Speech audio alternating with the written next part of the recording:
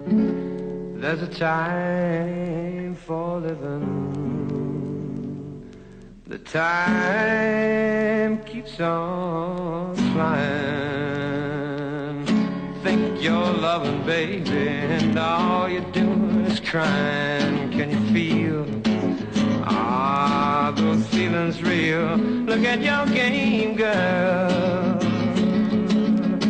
Look at your game, girl. What a mad delusion. Living in that confusion, frustration and doubt. Can you ever live without the game? The sad, sad game. All right, folks, welcome to episode 5 of Timber Republic, tentatively titled Blood and Piss.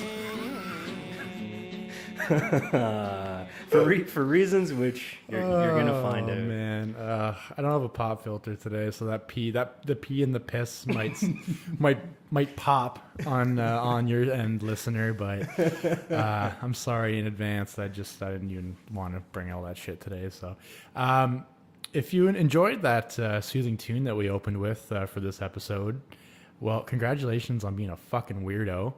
Because that's a Charles Manson song, you creepy bastard. I actually really like that song. I don't know. Yeah, that's the thing too. Is if you didn't know, like I was bumping it in my in my living room, you know, and Mom's walks through and she's like, "Who's got that elegant voice?" I was like, "Oh, noted cult figure Charles Manson." Yeah, and alleged murderer. And her reaction, and I don't blame her for it, was obviously one of horror. She goes, "How can you even in some weird way kind of support this guy by listening to his music?" But I don't want to feel guilty for liking an artistic product. If you don't know anything about the dude and you go, "Wow, that's beautiful," and then all of a sudden you hear that this guy's actually a fucking psychopath. Yeah, whatever. Are you going to let it influence you? They're good chords and it's a great vocal melody, and that's how you got to look at it. I don't know. He's got some great songs, man. Like, you can be crazy as fuck and still be a good songwriter. Yeah, well, I mean, for some people, knowing the story of an artist it can enhance the work a little bit. Like if you know kind of what struggles somebody went through, it gives a little bit of credibility to their work.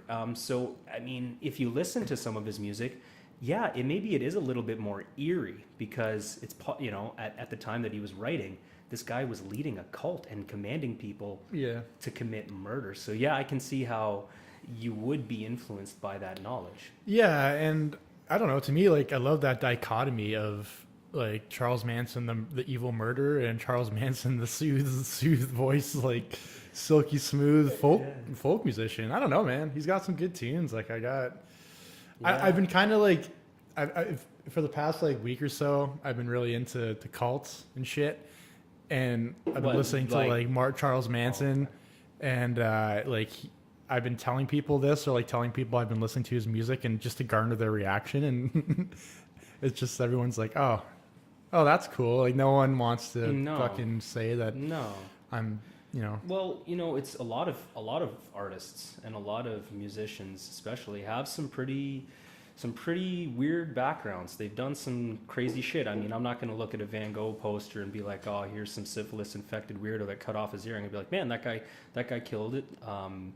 Chambre de l'Artiste is a beautiful painting, and I'm not going to be like, "Oh, he was doing some weird shit in that room."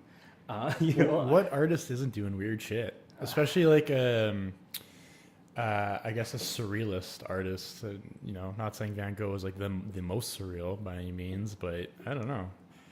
It's hard to say. You have to kind of look at it within the context of when that person lived. Like they're quite clearly a product of their time. Yeah. I don't know, man, but I've been on this bit of a cult binge recently, which is hilarious because I feel like it's just getting to the point ever since I started this podcast that like whatever I think about seems to happen like a week later. So like the past week I've just been obsessed with like I've been listening to like a Charles Manson podcast and like listening to his shit and like reading up on it and enjoying it and then all of a sudden fucking BuzzFeed drops this goddamn bomb on me today, and I had to fucking, as soon as I heard it, I just jumped on the QEW and drove to your house because this is an emergency podcast, folks. So you're gonna give the public service announcement? The allegations? Folks, R. Kelly is running a cult. I mean, I'm not saying that I'm surprised by any means, but I mean, this is just the best fucking story The I've BuzzFeed heard. article was so long. Clearly, they cared enough about this story to write pages on pages on this. And like, I cannot fucking stand BuzzFeed or what it's done to, you know, journalistic integrity in the past decade. But like, man, that was a well-researched article, and it was just full of like, you know, I guess undercover or like first, you know, primary sources. You get to listen to R. Kelly. You get to listen to him talk to his one cult member, like when she's talking to him on the phone. Well, the mother of, so when you're listening to the one recording, right? It's an audio tape between, I guess, a mother really wanted to get her daughter into the music industry. They got to backstage passes to an R. Kelly concert. And then I guess within a year's time, her daughter had essentially become, in her words, the mother's words, brainwashed. Yeah. By R. Kelly. And I guess this BuzzFeed journalist found out that R. Kelly has like, what, 6-7 homes that he manages and keeps all these like starving artists. Yeah, like, he's got like a base and, you know, home base, I guess, or home bases. And he's got these girls living there that, I mean, you read the article yourself, you know, but like... We'll have to share it on...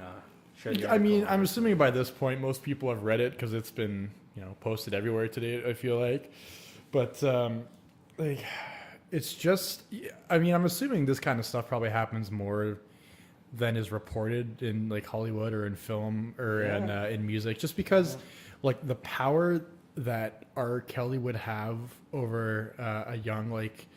impressionable teenager that wants to break into the industry, and like the prospect of what he can give you if you like give yourself to him.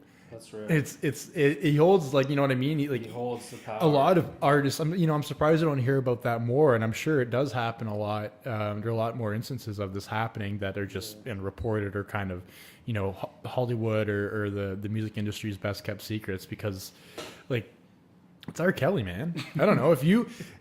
I just can't get the freaking Dave Chappelle skit out of my head, man. I don't know if I've ever seen the Dave Chappelle R. Kelly skit. I'm not as well versed in Dave Chappelle as I feel most people our age are. I didn't really watch it that much growing up. Oh my god.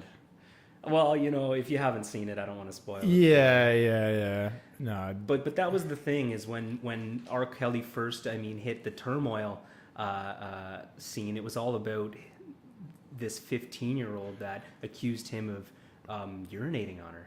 Well, yeah. No, I know that story, obviously. But that's the thing, I guess. The story's so fucking weird. But I remember like reading the comments on BuzzFeed, and everyone, like, the first reaction was blame the parents. And then the reaction to that reaction was like, oh my God, how can you blame the parents in this dire situation? Like, this is clearly a crazy man that's, you know, you like completely controlling these young women. And I don't know, like, how do you not fucking blame the parents? Like, there's two things that fold in this story to me. Is like, first of all, artists using their power for like like the ends that their goal is I guess like to just fucking have sex slaves. Man, that's what it seemed like when he's like, next time I talk to you, you better be ready to tell me what color your panties are. Yeah, like he's using like his industry cred, man, to get young women. He had a couple good songs. That's the weird staying power of some of these artists. Like, what has R. Kelly done for you lately? Like, really? Man, R. Kelly though, like, what's that staying power all about? Well, R. Kelly, man, and I mean, you know, I'm not super up to snuff with like the Black African American like community, but I think you do okay. I do. I try my best as a suburban white Canadian. I really do. But R. Kelly's got a lot of fucking sway. Like, black people love R. Kelly, dude. Yeah. Have you ever watched the Boondocks? I don't think I have, no. You know that show? Yeah, like the two kids, and like every episode is about like an aspect of black culture. And one of them they actually do. And I mean about R. Kelly's like the original case. Oh, okay.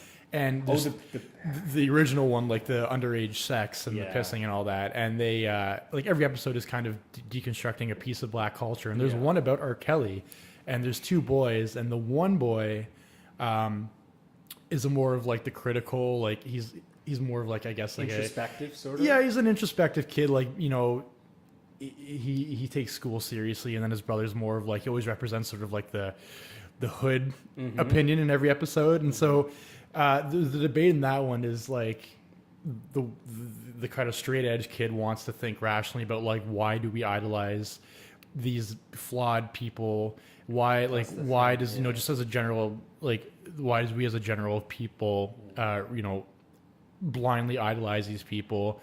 And the other kid's just like, well, because it's R. Kelly. And that's what like the episode ends with them saying like they kind of compromise. They're like, yeah, we, I think we do have to sort of critically think about what what we put on a pedestal in our society, but like black people sure love R. Kelly, and then I don't know. It is. That was a really good like compromise to that story. And part of the problem I still think too is that if you really like the art of someone, their work, their music, you don't have to go to lengths to defend their personalities. Like a lot of like people who even now with the Bill Cosby scandal, like do people still like Bill Cosby? I don't know. People, man, of course people love Bill Cosby. Yeah, and then people. I feel like it's taboo now, though, to say you like Bill Cosby. Dave Chappelle did it, but you're obviously not that.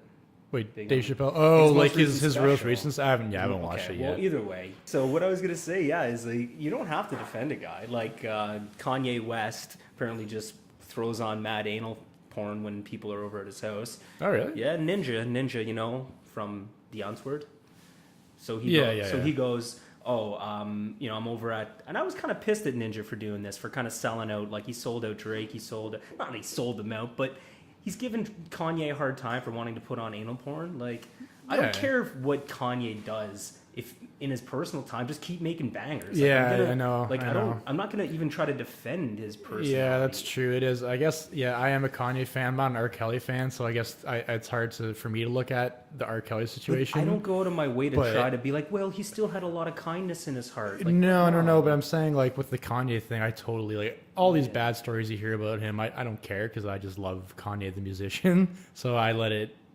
It doesn't affect me. Like it's not going to affect how much I love his music.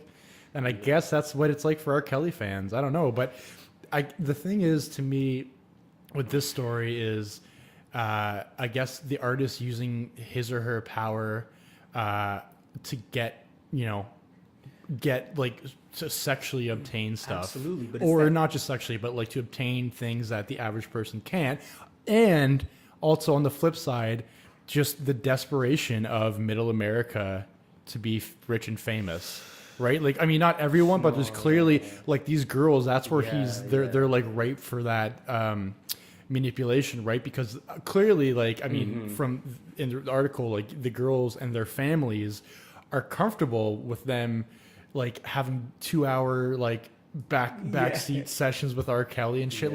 And I mean, we know who this guy is in 2017. That's the criticism of the parents is saying, how can you not criticize the parents, man? You must have known what you were getting into. There's literally, I was reading about it today. Like, there's more than a dozen allegations of like childhood or like underage sex crimes with R. Kelly that have he's either been acquitted or he's settled out of court. So he's never been found guilty, but like.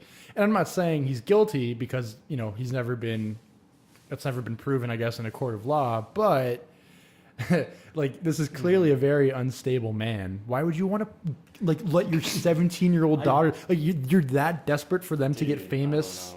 And you're that desperate for your family to become that wealthy that you're willing to put up with that? I don't know. People take risks to try to get famous all the time. Clearly, man. Clearly. I just feel like it's that halo effect. You got enough sway, you got enough power. Like, you're gonna have people who are gonna be completely influenced by you. So I think that's where like that clemency training that Harry went through was so important because clearly, you have people that are going to try to tap into your psyche, find out exactly what makes you click, and then. Well, and again, read the article if you haven't, because it kind of describes this whole process of how he like completely manipulates. Yeah, well, it's like actually like a systematic like institution that he has. He has like a den mother. What was it? There's like a 31-year-old den mother who trained the newcomers on how Kelly liked to be pleasured sexually. She had been best friends since high school with I don't even know what I'm reading right now. Something about she's best friends with Oh, she's best friends with the girl that was tried in 2008 for the underage videotape, and then she became the den mother of. Fuck, this is so weird, man. The den mother, bro. She has, yeah. So he has like basically a right hand man that trains these. They find these like these younger, not even woman, girls, and then they just kind of like break them down. I'm sure. Also, too, like again with my my wonderful Manson knowledge, I'm assuming there's a ton, much like Charlie. There was probably a lot of drugs involved. Like that was a big staple of the Manson family. Was so much drugs. I mean, back then drugs were so accessible. I didn't know this, but you could buy LSD was just like you could just buy it over the counter sort of thing. Well, maybe in like California in the 60s, 50s, and 60s. They had so many underground factories. Right, like it was just so easy to get is what I'm getting at. So like that was his drug of choice. But I'm sure there's that aspect to some degree in this situation as well. No, but like, that's the thing, man. I've been all up in my cult shit lately. I've been reading up on cults. I'm a cult guy now, and like fuck, there's so many similarities between like the Charles Manson thing and R. Kelly. It's crazy. I'm just worried that Timber Republic is going to have like a cult following. Oh, dude, I would. Well, that's the thing. Like, we're getting tats, everyone. We're getting Timber Republic tattoos. We are getting that's tattoos. The first step. We are getting. I want to get a tattoo, man. I'm serious. I want to get. I don't know. I want to get a tattoo. Why haven't you yet? I don't know, man. There's something about just the permanence of a tattoo that. Fuck. I don't know. Life is fleeting. So. Life is fleeting. I know. Fuck. I don't know, man. I don't know.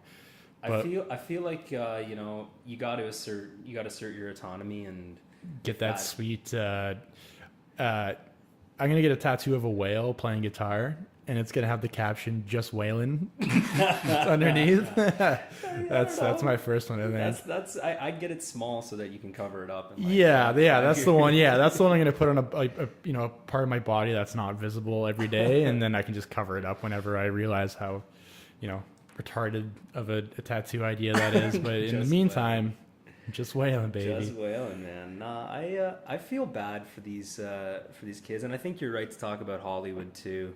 Well, it's been going on forever. Like, I mean, there's been the whole like little boy abuse in Hollywood. That's like an age-old tale, right? Like, no, absolutely. I don't know. I guess really that's like the most tabooed subject in Hollywood is that. Young boys have been. Yeah, there's a doc. I haven't watched it yet. I'm gonna pull up the name, but yeah. Well, it was like Corey Feldman that came out and kind of because he was once a young. What was he in? I don't recognize. Well, I don't. He's like he was a childhood. He was a child star in the '80s, and he kind of detailed pretty publicly about how he was a victim of these orgies and sex parties that involve little boys. It's just part of Hollywood, I guess. Like. You realize there's so many young, manipulative or easily manipulated people that you can take advantage of, whether they're boys or girls. And it's, right. Roman Polanski, the same thing, right? Like he's been, he can't go to the United States. He was, found guilty of underage sex with the girl. Was that the husband at the time of the Sharon Tate? Yeah. Yeah. Yeah. So ask me whatever you want about the Manson case, man. I got it all up here. Because I'm a little bit like what were the circumstances of Sharon Tate's death? Like well, he's a director, right? Yeah, he didn't pay Charles Manson to kill her as much as you wanted. What do you mean? Okay, I don't know. You were like drunkenly asserting this weekend that Sharon Tate was killed by Roman Polanski. That's the most I never bullshit said fucking that theory Sharon I've ever Tate was heard. killed by Roman. Yes, Polanski. you did. You said that he paid off Charles Manson to kill her, which is horseshit. That's not what happened, dude. No, all I'm suggesting is that here's somebody who has a shitload of wealth. All right, I'm just saying the circumstances are a little bit shady, because the guy's out of the country, and I don't know. It just seems so bizarre that they targeted Sharon. What was the impetus for the Manson family reason they to target Sharon? Because that house was just recently leased to Roman Polanski and Sharon Tate. It was originally owned by another guy, a record producer that had promised Charles Manson a recording contract and like totally flaked on him once he realized how fucking batshit insane Charles Manson and the Manson family was, though. So they knew that house was at least at one point owned. Was home. Well, it was like, I mean, they were all against like the pigs. Like they were against like they were anti-establishment, so they were against the rich and the wealthy. So they knew either that man and his family were still living there, or someone to that wealth and status was living there. And the whole thing with the Manson family was they believed in helter skelter. So they believed that the black Americans were going to rise up and kill all the whites. So they went out of the way to kill white people to get that going? They wanted to get it going, so that's why they put Black Panther paws all over in blood, because they wanted to instigate helter skelter, and then they were going to hide out in their underground bunker and let it happen, and then they were going to return after it and take over the world. It's crazy, but there's a reason why they went to that house. Like, it wasn't. That's what I mean. That's why it's hard to make that connection that Roman Polanski wanted Sharon Tate dead, because, I mean, you know, obviously you can never, you know, I just think you can never not shit. Consider. Yeah. No, but there's a reason why, like, the Manson family went there. Like, yeah, but they you would don't have. think Polanski also knew that? Here's some crazy. Like, I'm pretty sure people knew. People knew who Charles Manson was. He definitely like frequented some circles. Like, not any. I don't think he frequented he met the dude from the Beach Boys. Yeah, he hung out with Dennis Wilson for a bit. Like, he wasn't with A-list celebrities.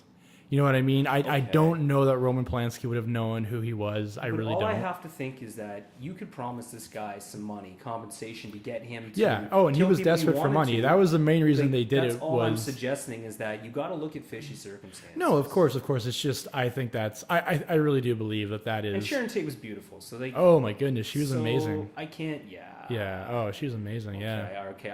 I retract my You assertion. retract your batshit insane theory.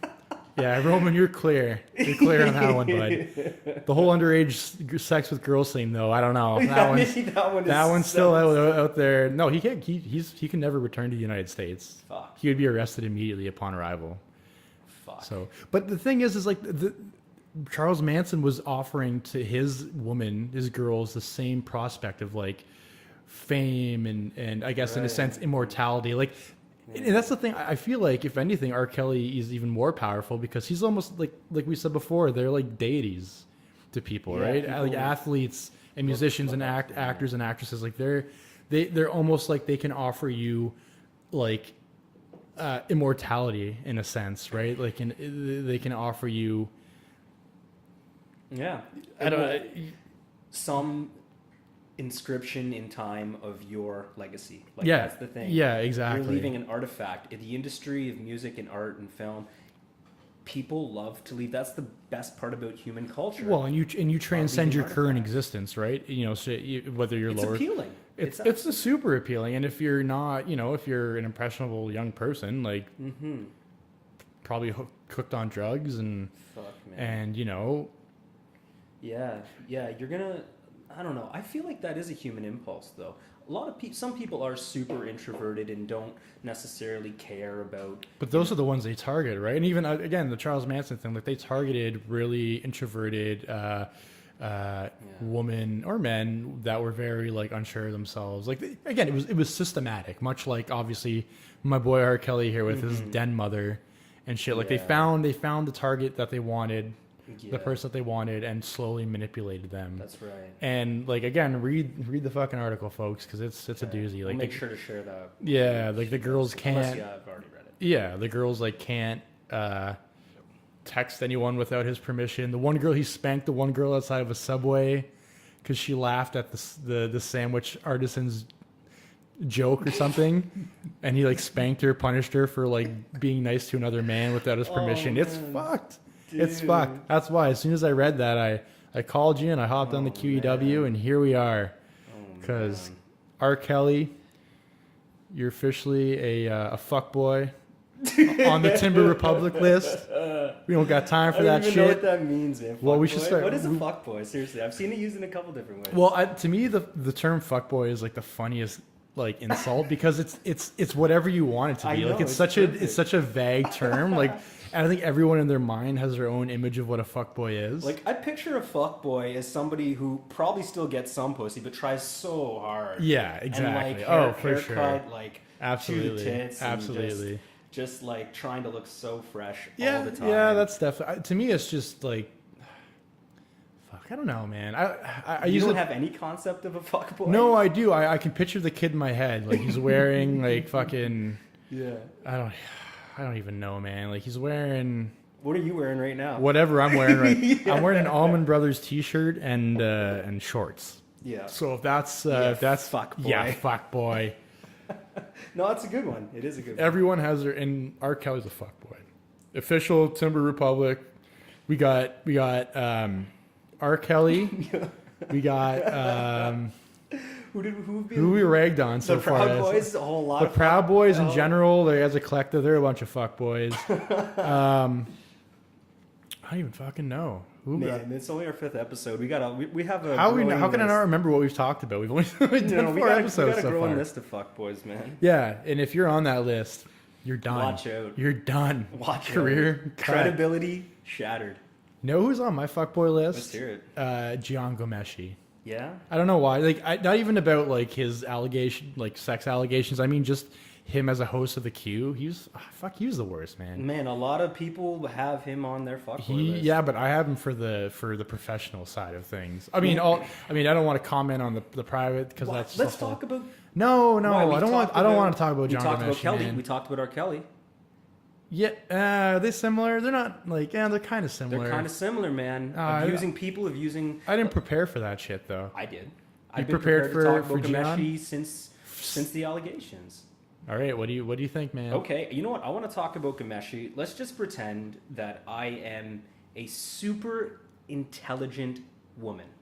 Okay, so Okay. I'm both versed in the basic tenets of the criminal justice system, Yeah. but I also advocate for women justice. Okay, so do you remember at the time that it wasn't even the Toronto Star, it was some independent journalist who first leaked The whole thing. the whole thing. I mean, the guy has done some good work. but- No, I think Gian Gomeshi preemptively he made that like Facebook post. yeah, because it was because he knew it was going to drop. gonna Yeah, So I don't. anyways, I don't remember who it was though. So what we had here was a divide. We had people who immediately jumped on the I believe victims bandwagon. Sure. Okay, so there were people who immediately said, if a woman is speaking out about somebody who is an abuser, we need to support that. We need to support shining light on people who abuse their position. And that's a movement. It's just called like I don't know if there's an official name, but it's sort of the idea that the victim is always right. Which Right. Okay. So once again, remember I am speaking as an intelligent woman, Yeah. well versed Right, in right, the right. criminal justice system. okay. What's the biggest presumption, right? Innocence until proven guilty. So a lot of times Yeah. you have this change now, where you no longer have a claimant or a plaintiff and a defendant. You no longer have an accused, right? You have the victim and the defendant. So you're switching the discourse.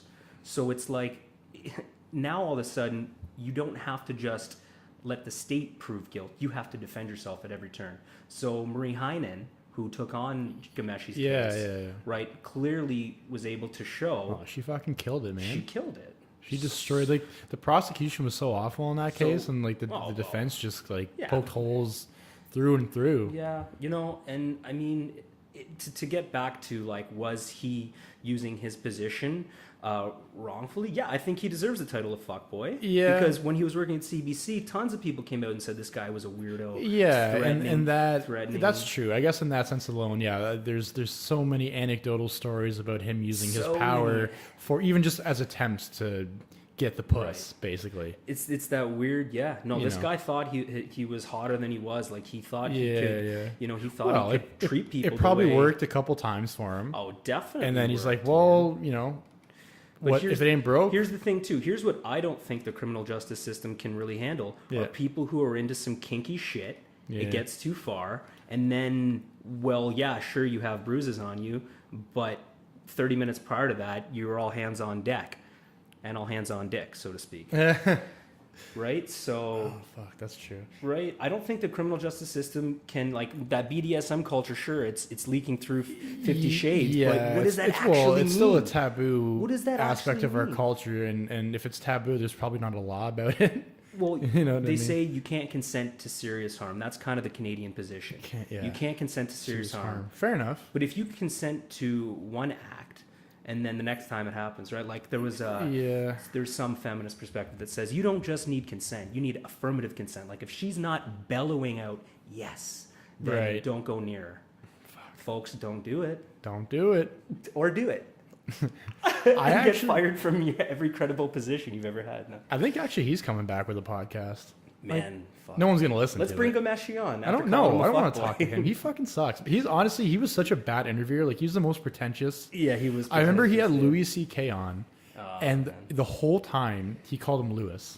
Like he wouldn't even fucking learn the dude's name, and he's like trying to talk to him like, "What Louis? Like, what's your tell us the Canadian perspective on comedy. Like, what's different when you come here to Montreal?"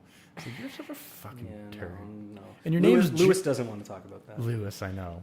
And like it's spelled John, not Jian. Yeah, idiot. of all people to mispronounce the name, you'd think that Johnny Boy would be putting in the research. You know what? Another aspect, I guess, going back to the R. Kelly thing, I guess the legal loophole or the legal aspect that I don't know if there is any precedent for that maybe you would know. Let's hear it.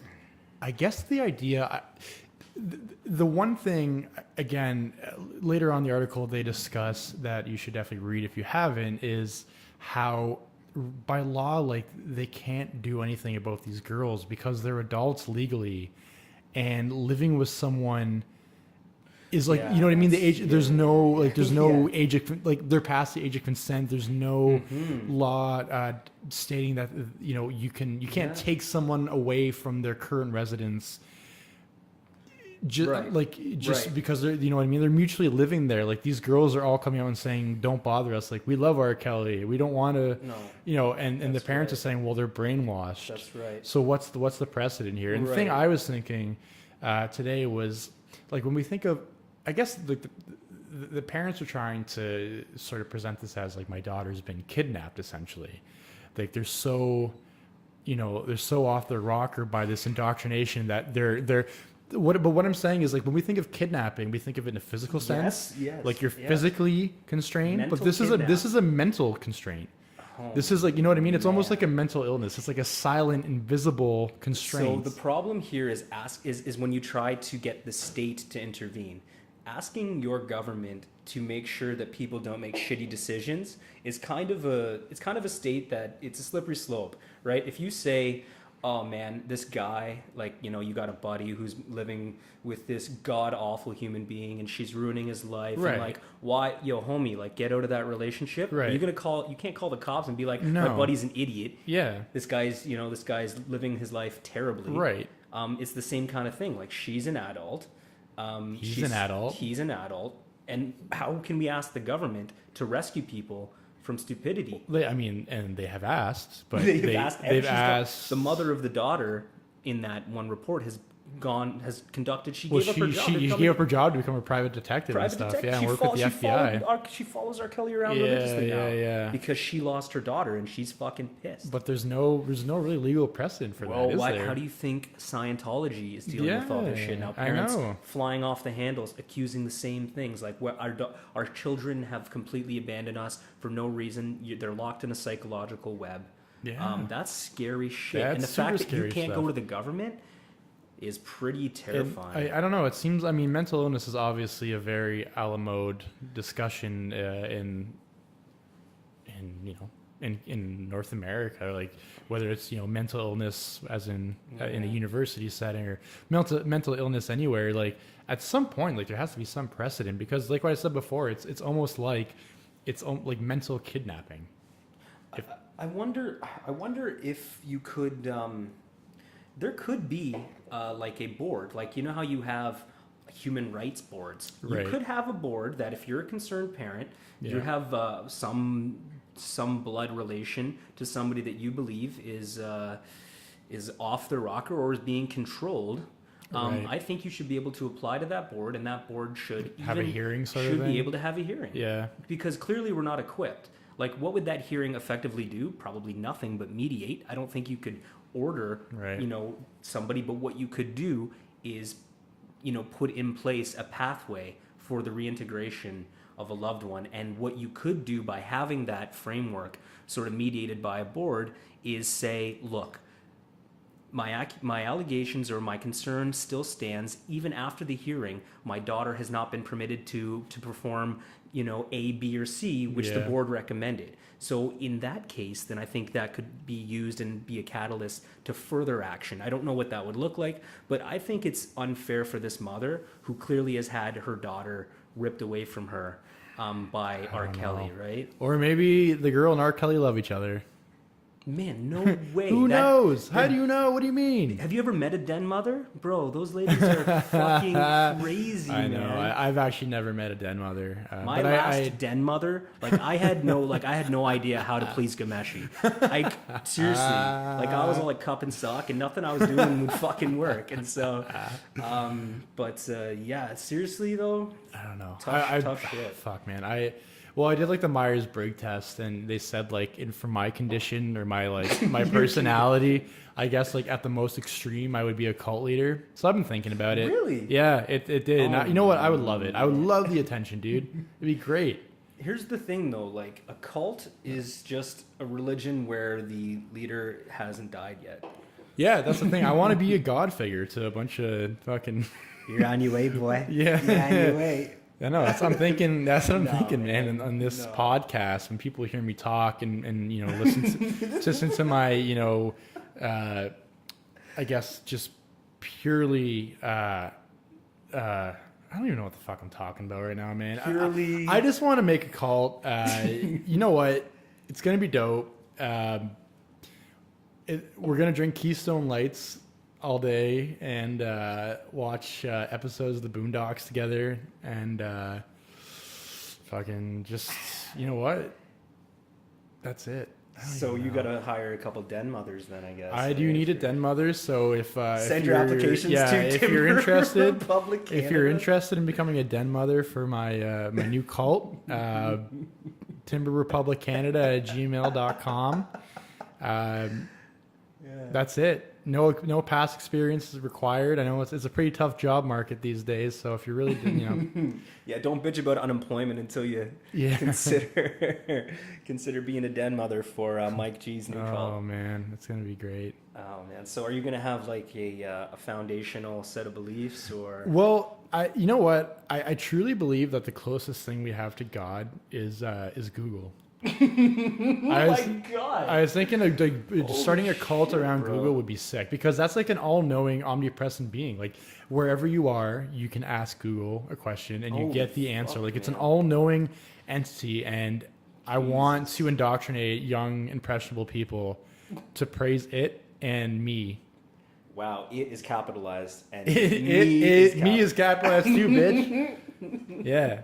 I know, make up some bullshit my children. My children. My beard is big enough for all of you. Google has spoken to me. Yeah, Google has spoken to me. It tells me. What does it tell you? What does Google tell you? I don't know, man. I don't know. Yeah. I don't want to. Fuck! I do want to be in a cult. God damn, man, that'd be fun. But I wouldn't want to be in a cult. No, I would. I want to run the cult. I don't want to be. I'm an alpha male. I run the show. What? Okay. I run the show, bud. All right. Yeah. So I guess I have to have my a competing cult, a contrarian Yeah, cult. yeah. You can be the cult around Bing or some shit. We will make Bing your default set of values. Well, apparently Bing's better for pornography. I don't know why that is. I haven't tested this. That's a common Reddit theory is that Bing is better for searching pornography. I don't know how. Who uses Google? You don't just Google tits, man. That's not. Yeah, I know. That's what I mean. Who Googles pornography? You have your sites, right?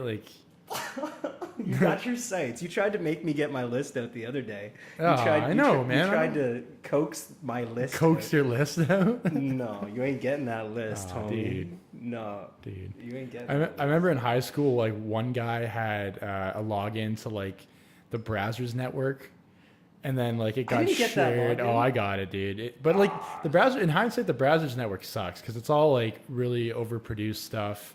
And it's all stupid. There are all these little websites with dumbass scenarios like teacherspet.com and you know what I mean? They're all really just kind of weird. Yeah, I don't know, man. I guess when you're fucking 15 and stupid they work. But anyways, that got shut down fast once browsers saw like 30 different IP addresses were logging in with the same account. I think they you finally gotta think realized that's what's what up. people do. Man, people pay for porn. People pay Which for- is ridiculous in Peter Piper paid for 2017. porn. I can't say those words because I don't have a pop filter right now. So. Peter Piper paid for porn. Oh man, let's that guy that got banished, man. This. You want to talk about Yeah, that I guy? do. I actually love this story. I think it's so funny, and I feel so bad for the guy. Well, I don't, and I do. Just okay. What's up? What's going on with this guy? Let's imagine. Okay, it's the 21st century. Okay, you have a known offender. He's up before the courts again, and they say, "Bro, you're banished." And that's actually what happened. This guy got banished. He was in Newfoundland. His name's Gordy Bishop.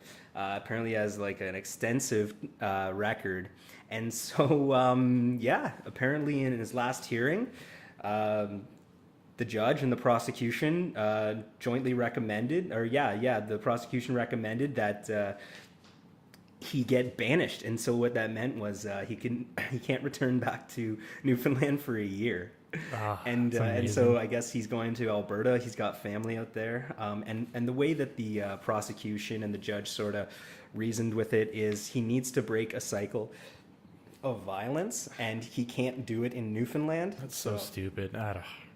I don't understand that at all. It's just like, can you imagine if that was like if that just happened more Oh, frequently? I wish it did, which is hilarious to me. Like he has to.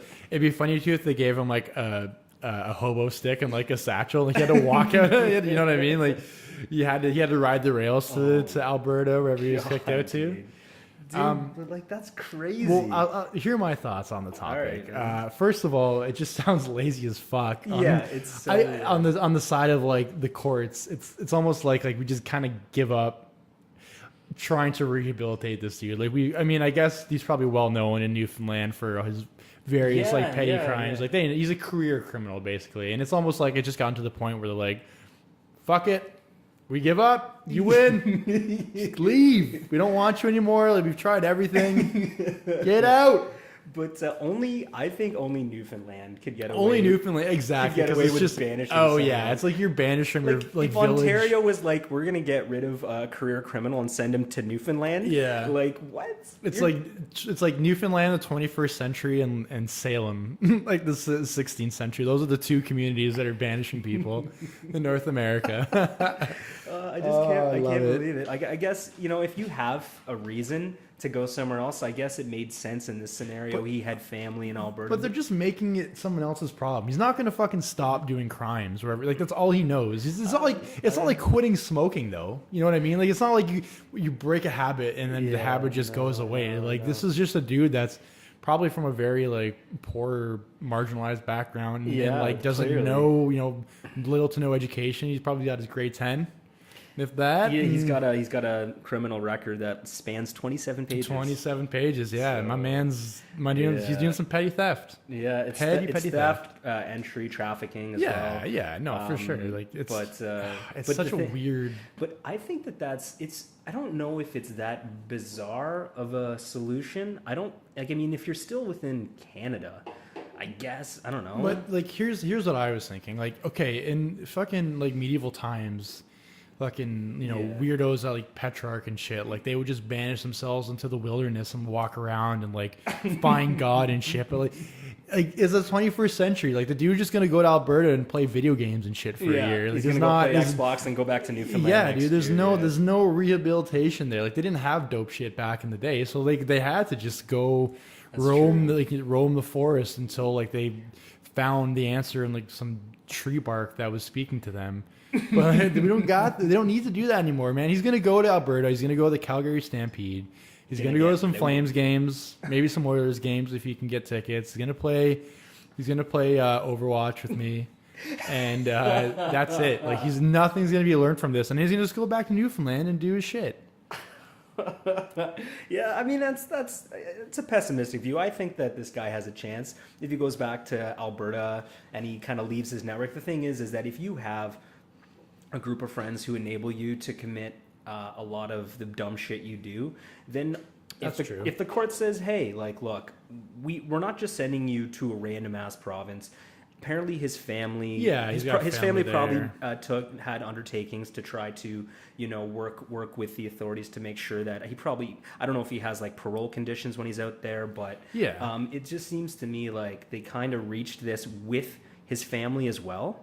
Yeah, that's true. That's You know, true. it looks like they didn't just say, "Hey, get the fuck out of the province," but Well, it would be funnier if realistically, they did that. but realistically, you're never going to see Ontario do this. This will never. No.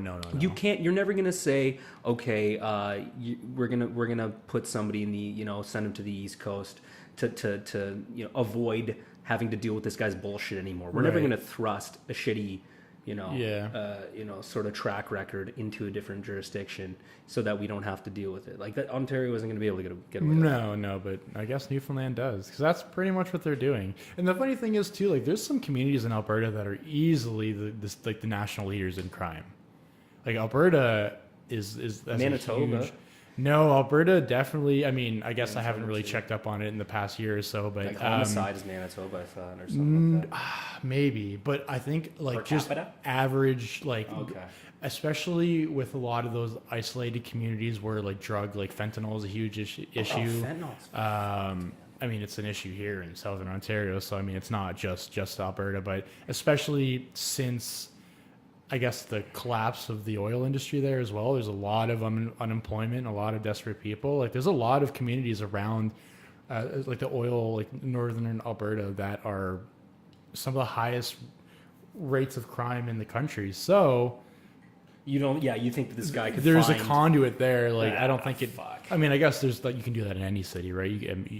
If you go to the seediest dive bar, you're gonna find the drug No, dealer, I'm right? honest, some people just have a way of They finding do. They the do. drugs, Yeah. finding the, yeah. you know. Yeah, no, for sure. So Good that was on never them, me. man. I was a good boy growing Yeah. up. Still am. Proud of it. But that, I don't know, man. I feel like, yeah, if you have a good circle of friends, then you Yeah. know No, you're it not helps, gonna man. get pressure to do that shit. And then the That's ones, true. I don't know. It's like if you have to get out of a circle of friends, sometimes that is what people need. So Yeah. who knows, man. Yeah, I guess at the end of the day, it's well, I mean, I haven't gone through the guy's 27 pages of criminal theft, but I don't think they're that bad. I No, don't know. trafficking is probably it's pretty- it's the most it's- serious one. That Yeah, they've it's listed, petty theft for so. the most part. It almost sounds like they just did it because they knew it would be a good clickbait title and they would go viral. You know, you won't course. believe what sentence this criminal got. Yeah, genuine banishment. Yeah. For a year. You can get some clicks for sure off of a headline like that. Yeah, man. I wonder if the court is getting some advertising revenue. Yo, off that absolutely, one. dude. Absolutely. That's hilarious. Anyways, Absolutely. you want to take a break? Yeah, I want to take a break and then we're going to come back and talk about weed. All right. 420 blaze it, baby. Sounds good. Oh, garbage dump, oh, garbage dump. Why you called a garbage dump? Oh, garbage dump, oh, garbage dump. Why you called a garbage dump? You could feed the world with my garbage dump. You could feed the world with my garbage dump. You could feed the world with my garbage dump. That sums it up in one big lump.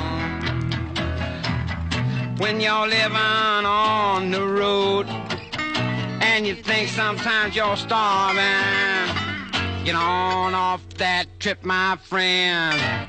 Just get them cans and start carving. Oh, garbage dump, my garbage dump. Why are you called my garbage dump? Garbage dump, my garbage dump. Why are you called Okay, my and we're back garbage for. dump? Whoa, that was loud as shit. Whatever, it's all good. So we're back for part 2 of episode 5, Blood and Piss, Timber Republic. And for this second part, we thought we'd do something new. So the government of Canada released, I guess, in Well, this is provincial, the one I have. well, I'll get to that. I guess it is Canada wide, or I guess Oh, provincial, okay. province wide. So each province A survey. has a survey in anticipation for the upcoming legalization of marijuana, which is less than a year. It's Yep, supposed to be yeah. July 1st, Yeah, so 2018. less than a year away. Oh man, Justin's gonna be taking so many selfies on Parliament Hill on Will July he 1st. smoke with the He with should. The folks, I though? think. Yeah, I think he'll do it. He should hit a dab. I think he'll hit it. I mean, it's legal. Like, what's actually, you know what? I don't know, man. Can you drink a beer, man? The coolest people have. That's a tricky one. Do Yeah. you I don't know, even a prime minister? I don't they know. they have pictures of them like drinking wine. I've and, seen there's one of Jack Layton holding that beer at a bar and Yeah, he's people chanting. love- People love that shit. I don't know, hitting hitting a joint. the joint though. That's a tricky one. The He pro- should. Here's the thing: is people who are very, risk averse will say, "Why don't you like weed?" And the first answer is, "Well, it's legal." Right. So, Oh, absolutely. There's a lot of people that. so when it's legal, can you still judge? The Yeah. guy for- Oh, absolutely. But I feel like people will still.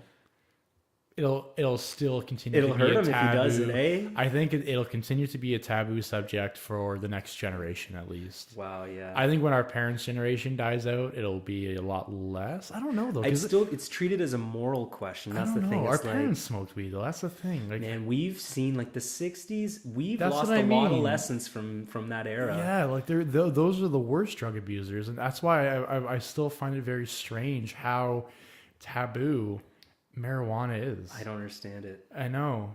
Yeah, Well, I let's really see. don't Let's know. see what this survey has. So we thought we'd just do the survey live and kind of talk it through because I did it previously and I thought there was some really odd questions or interesting questions. Maybe odd's not the right word, but 420 vape weed nation, baby. You vaped for the first time Yeah, recently. yeah, we did vape for the first time. So I'm a vapor. I like to Not vape. vapor, but vapor. I like to vape, and I like to be vaped. And so let's do it. All right. Let's do it. Question 1, baby. How familiar are you with the federal government's current effort to legalize cannabis? Very. Very closely. That's the first answer. Yeah, whatever. So Fuck it. either you've read it here and there, or either you're aware that it's happening, you don't know about it, or you're not familiar at all. maybe here and there, but at the same time, who gives a shit? It's happening. That's such a weird question. Yeah. Basically, it's saying our federal government is legalizing cannabis. Get on it. Get on it. Yeah, read up. Read up. So here's the next question. All right. How do you feel about the legalization of cannabis? Do you support it and have no concerns? Do you have some concerns? You don't support it or you don't know. So there's one that says you support it and you have concerns. And you have no concerns, or you have support it and you have no concern, or you have some concerns. I would have some concerns. Okay, Yes. so you have some concerns. So What about you? so of course I have concern, but the thing is concern is a loaded question. Concern is a about loaded what? question. Well, I'm concerned about how much the government's going to charge me for Yeah, well, and then the survey will dive into that for weed. sure. Okay, so we have some concerns. All right. Have you ever used cannabis in any form? Smoking, vaping, edibles, oils? So yes. Wait, you can vape? You can vape? Well, yeah, of course, man. But that tastes good? Yeah, it tastes amazing. I thought vaping was just like a So the tobacco thing. the vaporized pot is Oh, right, the right, vaporized right, right, pot right. is just Vaporized when pot, they heat okay. it to a point where it actually doesn't combust, but the Right, THC is right, extracted right. in vapor form, and it gives you a nice body buzz. It lets you be a little less high, if that makes sense. Interesting. You're not as jumpy and Right. whatever. So so what form do you use most often? Since we've clicked yes, we have to select what we use most often. Well, I vape. So dried bud, vape, edibles. You can click more than one. Oh, well, I love how they have shatter on here. what's shatter? It's like that super concentrated. Like if you do a dab, Oh, like right, you're right, gonna right, right. you're gonna hit the. It's kind of like a wax. Okay. So Show us how much I know about this one, folks. all right. So how often do you use cannabis? We'll say once a week, and then that's the thing is they say once a week or more. They don't want to ask you daily because they don't want to know how many daily users there are. They don't want to know how many people Yeah. use marijuana either recreationally or medicinally. Here we go. Do you consider yourself a medical or recreational cannabis user? Right. So since we've said yes to smoking it, they want to know if we're medical or recreational. Let's prefer not to say. I would take it medically. I've never been prescribed it for anything, but I would not. If a doctor said like this will help with if you have this ailment and it will help you, why not? The thing is absolutely. But you don't have a lot of doctors super in tune with that.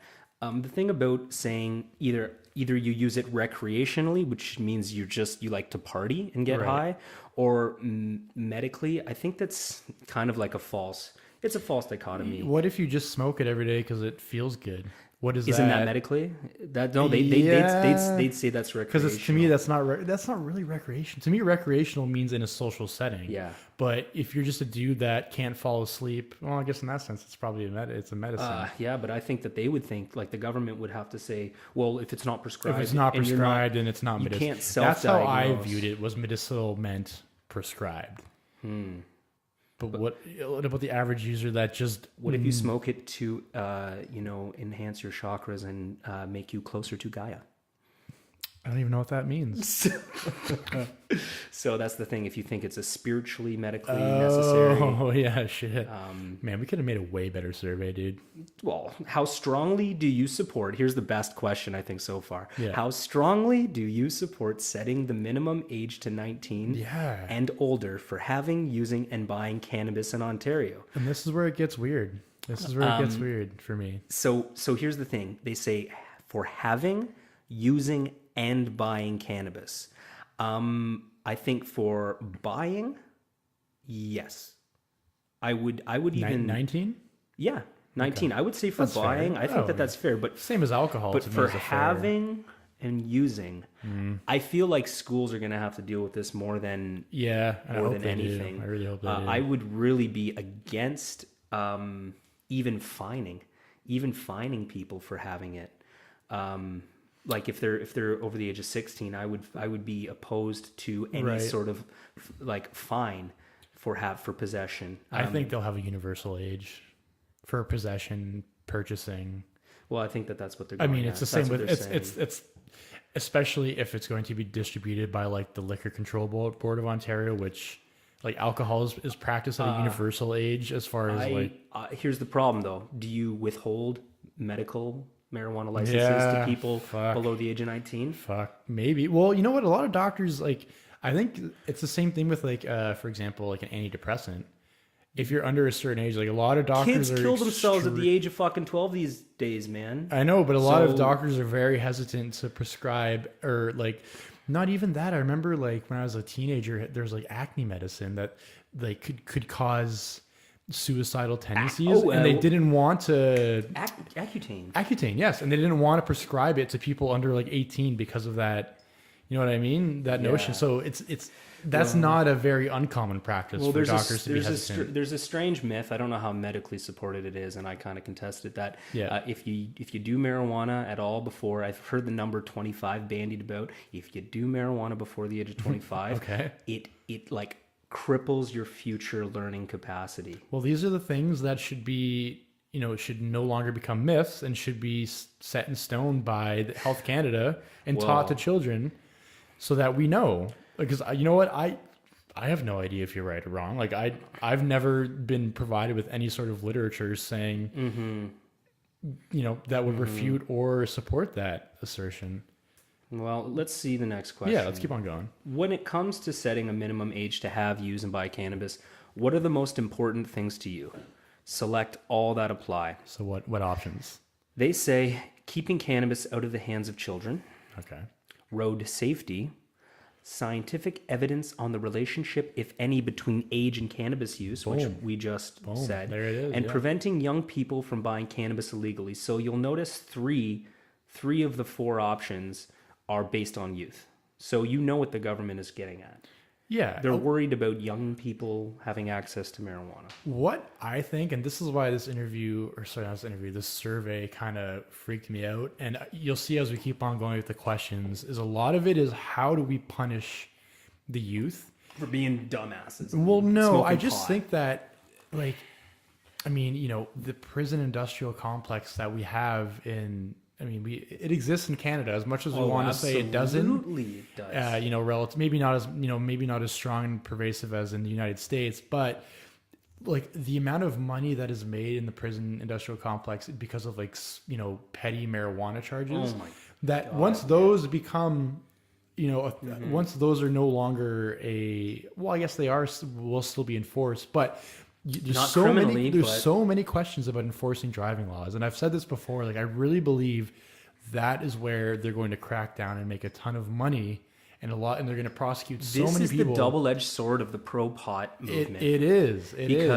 because you could be that recreational user who smoked a joint 2 hours ago and said, okay, well, I'm gonna drive now. I feel good. And you happen to get into a ride check, and you're ride screwed. check. Now, 10 years ago, you probably wouldn't smell You like would pot. never- yeah, you never they wouldn't even would've- question. But no. imagine automatic swab, Whatever swabs. technology they use. saliva swabs. I Yeah. think it's something to do with saliva. Yeah. So now, all of a sudden, your lifestyle that you've been enjoying, covertly, is going to be under the radar. So this is a double-edged sword for Right. people who have had this lifestyle that they've been living illegally. Sure, yeah, it'll Now- become legal. You can now smoke it in designated areas publicly and feel, Yeah. feel liberated. But there's still going to be other facets of your daily life that there's really a chance that you could get in a lot of trouble for. Maybe the Trailer Park Boys were right when they said don't legalize it. Hey. Anyways, let's move on. So do you think we'll just say select all that apply as far as the setting a minimum age. Let's just say scientific evidence on the relationship, because I think that is important. Yeah. Oh, I yeah. think that is agree. important. No, definitely. Okay, here we go. Do you think the Ontario government should restrict where people can use recreational cannabis? Well, I assume they would. Yeah, like people should not be able to use it in some or all public places. So the first one is yes, Ontario should restrict people because they shouldn't be able to use it in all, like some public places. Right. You don't necessarily want this. Some people really don't like the smell. I'm not a huge fan of the smell of pot. skunky. Yeah, I'm not crazy about it. And then if you say no, if cannabis is legal, people should be able to use it anywhere. That's fucking. I think I like how there's like designated smoking areas now.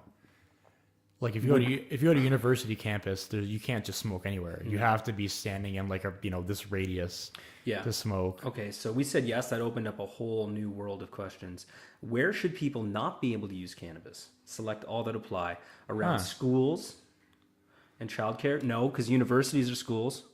But they could mean schools in the sense of like If you're in the Arboretum, smoke your joint. That's all I'm saying. So around schools and childcare, I don't know. But childcare, that's Dude, the second one, places of worship, and the first man. first one they don't go churches. yeah. They go mosques, temples, churches. Dude, fucking let them smoke in the mosque, man. Yeah, I'd say only Only in a mosques. mosque. Yeah. Only in a mosque. Only in a mosque. Because I would go to a mosque if it was hot. Yeah, dogs. I'll join Islam, dude, if I can crack a cold cruiser there and smoke a We got joint. Keystones on the Yeah, left. folks, you got okay? Keystone over and here remember on to the light right. up facing Mecca, okay? because yeah. Because that's what Because I said. that's what we said. Woman over here on the other side, please. Yeah. Okay. Secondhand tokes. So fucking I would say that they shouldn't be able. Oh my God, this is actually so shitty. Where should people not be able to use cannabis? Just whatever. These are. Yeah, whatever. That's It's because the last option is people should only be able to use cannabis in home at their private place that's at fair. home. Okay, whatever. That's the last one, but I'm not going to select that one. When it comes to recreational cannabis use, should landlords and property managers be able to restrict tenants and condo owners from vaping and smoking cannabis in their units? No. That is a hard no, bro. Because cannabis and tobacco, it's two different things, man. Like tobacco, you can restrict them. But marijuana, I don't know. It depends. You got to think that's going to be part of most residential contracts, though. Well, condo owners, yeah, this isn't even a good question because condo owners is completely separate from like there's a lot of legislation that captures landlords in ways that condos Right. are separate from. So condo owners can do whatever the hell they want. Right. But landlords in general, at writ large, especially a lot of landlords now today, some people own homes, complete homes that they rent to. Right? They rent homes to tenants. So as a legislative thing, I don't think it should be. Completely regulated so that no tenant could ever smoke in their property. But yeah, okay. So when you're using cannabis recreationally, should condo boards or property management be able to restrict vaping and or smoking cannabis? Yeah, I mean, yeah, I would say once again, condo boards, sure, you guys have fun with that one. Here it gets to the road. The road. So this page of the survey informs you as to the current penalties for drug users who are driving. So the new driving laws under the Cannabis Act, once it's introduced, are going to help police detect and investigate drug-impaired driving cases. Drivers under the influence of drugs will face a $198 penalty, an immediate license suspension of 3 days for the first offense, 7 for the second time, and 30 days after their third offense. And then you have a couple other That's kind of fair. It's not actually not that. They have like mandatory education programs and treatment, and so. But that's I think that's. But then, wait. Drivers could also face criminal charges, lose their license, be fined, and face jail time. Thanks for slipping that one in the radar. Well, Ontario. I mean, you know what? I do hope there is some sort of legislation because I don't want fucking idiots just getting high and driving everywhere. Well, fuck, man, this is a really touchy one for me. Because like I said, there are people who have been using marijuana recreationally. If they're driving, at least in my opinion, in a city, they're not on the highway. They're just going under 50. Their risk of harm is, I mean, it would have to say no worse than any other driver who's fucking texting and distracted. Like a high driver, in fact, is probably more careful in the sense that, but I don't know. People who are drunk probably make that argument too, right? Yeah, I don't know. I just think there's so many questions about how do we punish people. It seems like that is the focus. Some behavior is clearly reckless. Like getting stoned out of your face and driving that is reckless driving and should be punished. But it just seems like there's so many questions in this survey. But here's a better question. What reasonable grounds did an officer have to pull you over? If all of a sudden you're pulled over at a ride check, you weren't driving, you weren't detected driving erratically at all, and then through a saliva swab they detect. Well, to me, that's like any ride check, though. Yeah, but then you're telling me that these are the kind of offenses you're going to face if you are. Well, that's how ride checks work now, though. If you're drunk, if you're driving fine, but you're drunk, and then you go to a ride check and you get caught. I know, but marijuana is a tricky one because I don't know. Is there like going to be a pot alcohol percentage? You know how they have it with booze? Yeah, I don't know. What's the I rule wish now? I had some sort of literature on this. You know what I mean? This is why, I wish there was more, it would stop being such a taboo thing and more publicly shared by Health Canada. Well, this is the problem when you introduce legislation without true guidance. And you're right to point out this prison complex where we still want to put people at risk for jail time. Yeah, I feel like that's going to become such a highly enforced thing. And there's questions as we go down, I'm pretty sure, about would you like more ride check enforcement? Yeah. There's would you support the Ontario government putting in place stricter penalties? Do you want stricter penalties for drug impaired driving? We'll just say strongly opposed because that's how I feel. Right. And there are limits to technology as the Ontario government lets you know. They do admit it. Which is given these nice limitations, how can we actually penalize people? Right. And the one here, I guess, if you had to penalize people, increased tickets and fines. I don't know. Is that the only one? The way it's worded to me is we are going to ramp up the penalization. Yeah. Tell us what you want. Yeah. It's, you know what I mean? It's already a foregone conclusion. We're going to, because we have to hit our quotas every month. Yeah. To some degree. So whether it's it's not going to be more so possession anymore. It's going to be traffic violations. Tell us how you want us to do that. Yeah, the one option here says 0 tolerance for new drivers and drivers under 21 years Well, I don't of mind age. because again, we have that with alcohol. You can't, under the age of 21, you can't have any. I think that makes a lot of sense, man. Yeah, you can't have any blood in your alcohol system, as drunk people say.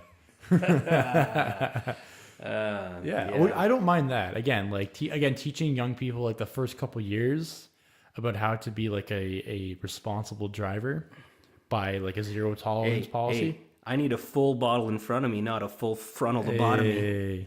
So that's the thing, right? If you want kids to stay clean, you know what? Go for it.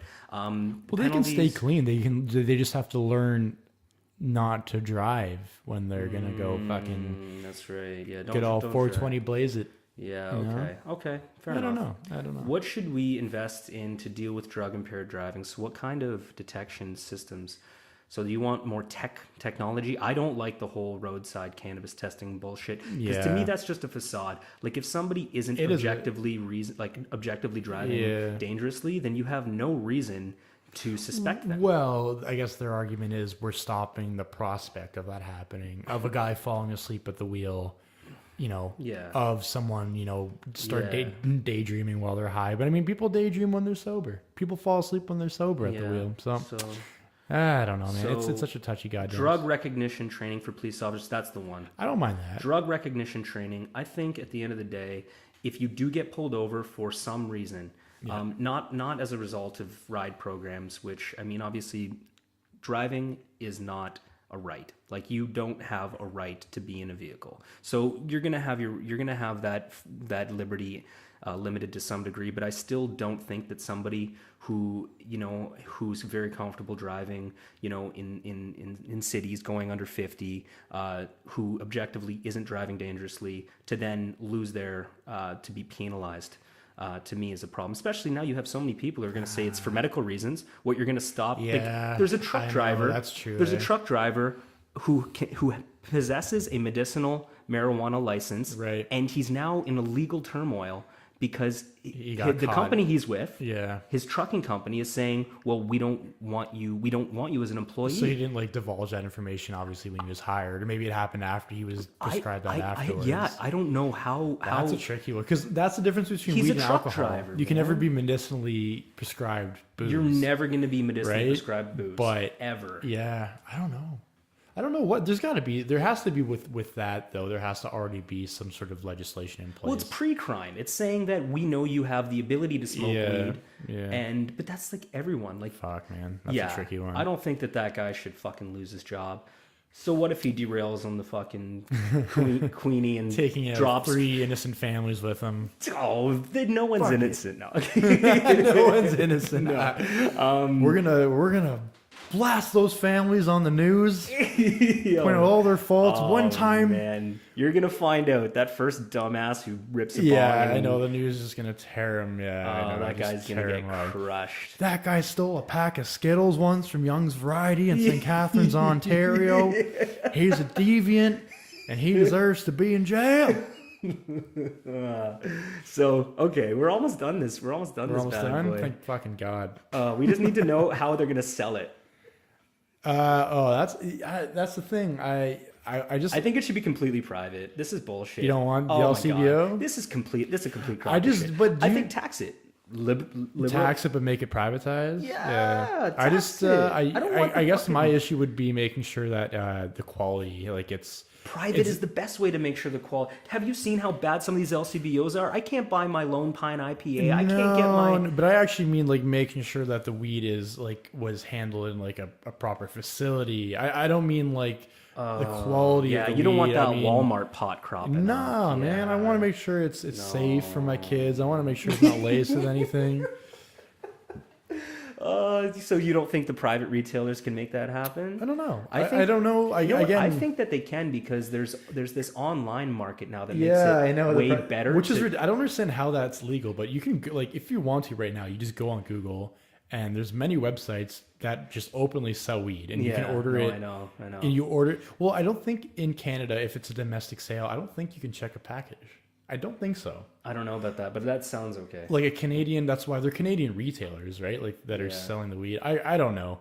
I just think, I guess at the same time, could you not privatize it but have it regulated by the government as far as like the production, like have it like dude, you could have spot checks up so you could find like them regulating the yeah. production of, because it's, I would love what's gonna to happen. be that officer of the You got of to the fucking board. You got to rip gotta a bong and be like, no, you are telling me that this is pure sativa. I know what this is. Right. I know what this is. This is indica. You lying sack, and then you sue them. Yeah. No, and then you find them. Is what I meant. I don't know, man. I don't that to me would be my, I guess, like, again, I'm not a big weed smoker, but if I have kids someday, I won't, spoiler alert, but if you know what I mean, like for the sake of younger people, I think I still think tax regulate. You can still have quality inspection. I don't know how you would make that happen. Well, because the thing is, there's going to be tons of greenhouses popping up. All the Mexicans are going to be coming here in the summer to work those greenhouses, and you know what I mean. You got to make sure they're providing quality control over those plants. Oh man, because not saying Mexicans are criminally deviant people, but I'm insinuating it. I'm kidding. I'm sorry. No. Okay. Like if we get them, we've already get them to like kill our pigs and like do all the shitty Oh, do they? work. They're the ones that kill their pigs? Oh, temporary foreign workers. They have to kill the pigs? Are you serious? Man, the that hog sucks. industry. We're not going out and We're not shooting strangling pigs anymore. No, we pawn that gig off. On Jose? Oh, Jose has to do it. Whatever, Man. man. No, there are still some people like that have to take that work, but for the by and large, it's temporary foreign workers that have to do that. So yeah, they're going to be working with pesticides just for your pot plants, folks. So nice. Be prepared for that. So this is one of the last questions on purchasing. What public health and safety measures are most important to you as we determine who should sell and distribute cannabis in Ontario? So public health and safety measures that are most important. What are the options then for that? There's like 10. What are the highlights of that? The highlights of this are rules that prevent underage and intoxicated people from buying cannabis. No, I think if you're already drunk and the store's open, you want to smoke. I'm not going to, why would you stop somebody who's already fucked up from getting high? Well, that's the LCBO would stop you if you were visibly drunk. I know, but we've all been there, right, guys?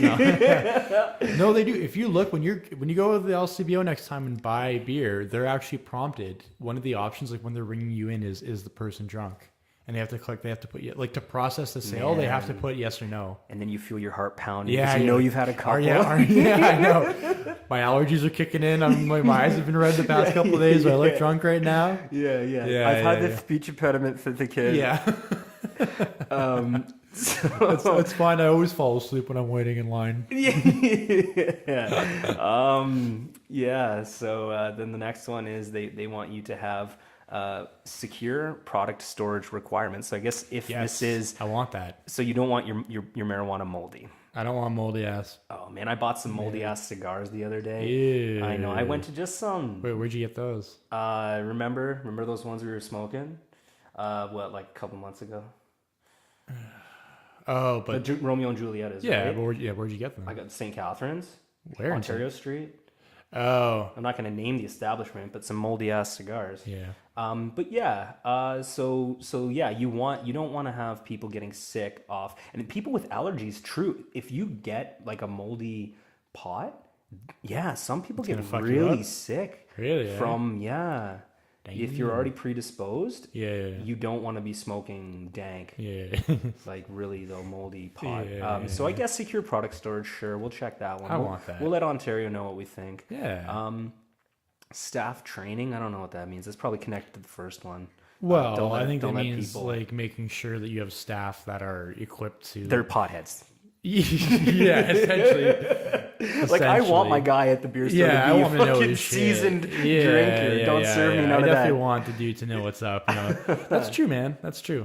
So staff training, yes, I want them a steady supply of shatter on the shift. To background checks on staff. I don't know. No, that's bullshit. Why? These are where I would hope people with criminal records can get jobs. That's true. All the that's people with bullshit. yeah. That's bullshit. That should be a priority when you're hiring. I actually wave would of people. support a criminal record only hiring process. Like if you're a clean whistle, get the fuck out of my store. I don't know, man. The thing is with like people, I think there is an issue with people that smoke before work. Like you're definitely a less productive employee. Oh, for if sure. You're high, Yeah, for sure. right? It depends on Like, what industry, but what industry are you better? The sleeping industry? Music. No, I mean the service industry. Like there's no job that your employer's happy that you're that you're high at the moment. No, when I you're agree. working. I agree. Do you want restrictions on where cannabis stores are located? For instance, should there be like a distance from a school or places where young people frequent? Maybe from a school, like an elementary school, sure, but that's not really a big priority for me personally. No. Restricted hours of operation? No. See, that's the thing about that. No. I want it to be... It will be, though. It will definitely be. Everything is restricted. Like, hours of operation, that's like... Especially in North America, that's like one of those ideals that we've never gotten rid of.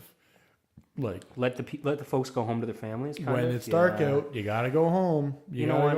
Okay, fine. Cool. That's the most Protestant fucking... Here's one for you. Pure safe cannabis product. Yeah. Okay. Sure. That's good. Why not? Limits on how much cannabis people can purchase. I don't know. I don't think so. I don't really. Why would that matter? I guess they're worried about a secondary market. Secondary market, but I don't think there will. What would be the point of a secondary market once it's this legalized? is the whole point. Getting it out of the hands. Yeah, of the I want it market. out of the hands of fucking. Let Buddy buy, because if he has here's the thing: if he has the opportunity to buy a shitload at one time, then why wouldn't the guy who smokes that much want to buy that? Yeah. Plain packaging. I don't know what that means. No, I want it to be colorful. Yeah, as shit, man. I want to be a sucker for advertising. I want man. the flying monkeys of pot. Yeah, true, exactly. Optical illusion. Consistent packaging that includes health warnings and information about the product. This will get you high. Restrictions on retail signs, advertising, display, and promotion. Like, they don't want a big marijuana They don't want leaf, like a big fucking 420 blaze it. like fucking Toucan Sam smoking a blunt, like neon sign of Toucan Sam, just red eyes and giving the thumbs up. Like, You know what? Some municipalities already have restrictions on that bullshit. Like, good luck getting that in Niagara on the Lake. You're never gonna have that. Yeah, imagine that downtown. You're never gonna have that. Oh man, that'd be amazing. So no, that's not really a huge priority. Yeah. So yeah, dude, that's pretty much the gist of it. They have a couple other one-offs that you're supposed to rank the next list of questions, but that seems like it's a bit of a waste of time. Yeah, like I guess for me, like summarizing, it's definitely the thing that scares me is the push by the survey to for the survey taker to outline as many ways to punish the deviant as they can. Like I feel like that's definitely all but in stone, that it's already kind of written that is the government's focus once it's legalized, is enacting the toughest laws possible. Just condemn the person who even if it's legal, it's still going to be I think that's what the taboo of it isn't going to change. That's so sad to me. Well, they got to make money somehow. And why can't we just embrace something? Because let's just embrace humans are unable to do so. No, you're right. It's that moral question. People still are worried about the morality behind drug use, marijuana use. Yeah, but I don't know why that is. Because people want to compare. There is a scale of drug use, like absolutely, from the bottom, from caffeine all the way up to speed even or something. Fentanyl. Fentanyl, That's scary shit. Like if you're terrifying. doing fentanyl, if you knowingly do fentanyl, the kind of risk that you put yourself in is very high. I mean, to me, you're suicidal. Very high. And if you want to compare, if you want to put marijuana beside fentanyl, I think that you're insane. You are ignorant. You know what I mean? If you're you're absolutely. Which, and there's a lot of people that are probably in that boat. That they've always been told marijuana is the devil, and that legalization won't stop that. What's that saying I had on the first episode? If you ain't good at getting high, don't do it. Yeah. Right? Really though. Yeah. I don't know, man. I don't know. I hope that the reason I don't want it to be taboo is because I want it to be openly discussed, to young children. Like I think about almost, in the Catholic school board, how taboo sex ed is. And then like I'm pretty sure the rates of like teenage pregnancies are higher They in are. the Catholic school system because there's no education. It's a Great. taboo Yeah, subject. great point. And to me, there's a lot of similarities between that situation and like drug use. You know, when it is taboo, young people don't learn. They how take to, more risks because they don't take know. more risks because they don't know that they're not. It's not openly discussed with Mm-hmm. their parents, with their teachers, and they're not educated, and they make the bad decisions. Right. So that's, to me, those are the two things I took away from that survey the most. You know, I thought it was super interesting. I knew I guess you'd like it too. I take away the same kind of thing, the whole perspective that we're going to continue to frown upon its use. That's what the Ontario government Tell is us really how saying. how to frown upon Tell it. us how we can best frown upon your Exactly, lifestyle. right? Yeah. Because if you're using marijuana, basically what this survey is saying, you're exposing children to a lifetime of Yeah. How far away does it have to be from the recess yard? that How the kids far are can your playing at? lifestyle be away from children? Yeah. Basically, yeah.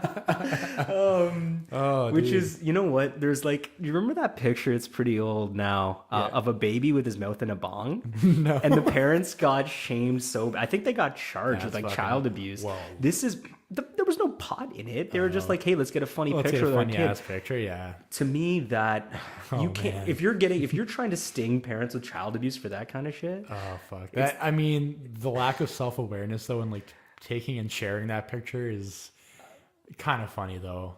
Not saying I disagree with it, but you know you're gonna rub someone the wrong way.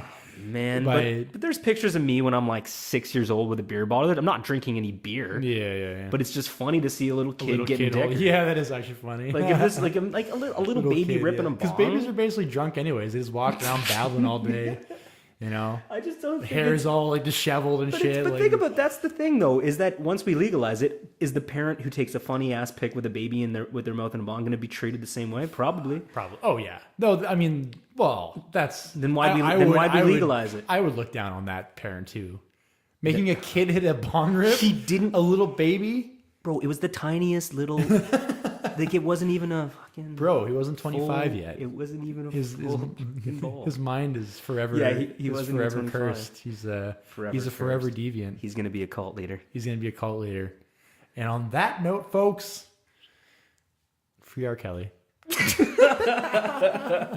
Free R. Kelly.